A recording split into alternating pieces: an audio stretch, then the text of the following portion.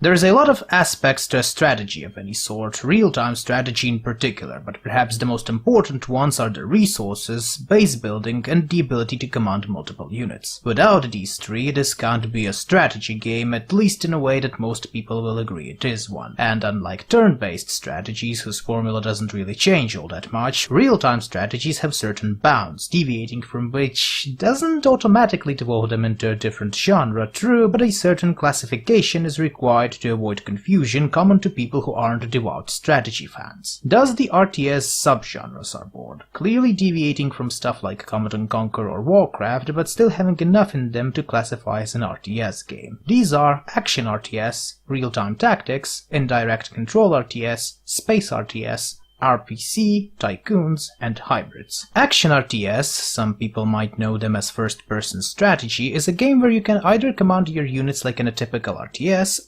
and you can control a unit or a model individually, turning the game into a shooter or an action game. Nowadays, it also encompasses games where one player has all the RTS capabilities while other players are playing a shooter game and have to help the commander in the battle. These types of games are very exotic and endangered, but have enough of a fan base to keep it afloat. Real-time tactics' main difference from real-time strategies is that your base building capabilities are non-existent or severely limited, and the units are usually delivered to the players off-screen, if at all, and you have to battle for certain control points in order to get resources. This genre is actually pretty popular due to its comparative simplicity and features a lot of great games. Indirect Control RTS, sometimes called God Sim, is a very rare breed of strategy games where the player can't command his units directly, instead he has to either lure them to the objective with rewards or give them commands and they will do them as best as their AI can figure it out. Usually these sorts of games have a very detailed economic and resource aspect that makes them similar in play to Tycoons and such. This genre has also a subgenre of its own, the semi-indirect RTS, where the player can, for example, control military units but can't control anything else, and so on. Space RTS is a relatively new genre whose main gimmick is the fact that the units and buildings operate in 3 dimensions at once, thus radically changing the tactical aspect of the game. Most of these games operate in space, hence the name of the genre, but at least one RTS game is entirely underwater, so that's that. Role-playing strategies are similar to their turn-based counterpart in that you have a hero who has skills, abilities, etc., and he kills shit, gains experience, buys items, and all that other stuff people like. Warlord's Battlecry was the first game to feature this sort of thing. And now I know what you're going to ask me, so I'll say it right now. Multiplayer online battle arenas are not strategies, at least in the strict definition of the term. They can be roughly classified as tactics games, but since they have no base building and the ability to command multiple units with basic resource management, they are more of a hack-and-slash variation than anything.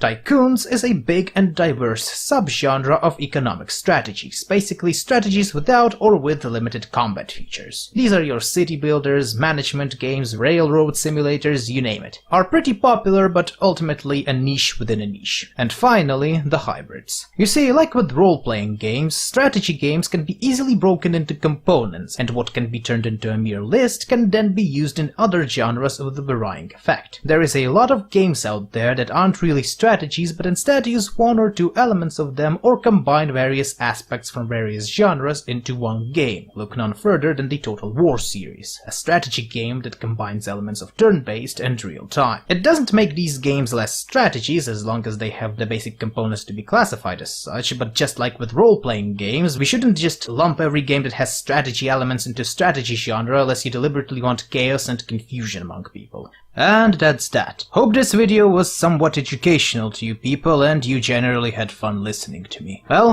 I had my fun. Now back to anime. Okay, this won't be in every episode, so relax. Thanks for watching, leave a comment, possibly subscribe, and all that other jazz. You can find me on Twitter, Facebook, maybe Mal if my employers still operate it, Minds, basically just all of those things in the description. If you want, visit my Patreon, cause everyone has it these days, why can't I? And that's all. I am really terrible at advertising myself, am I?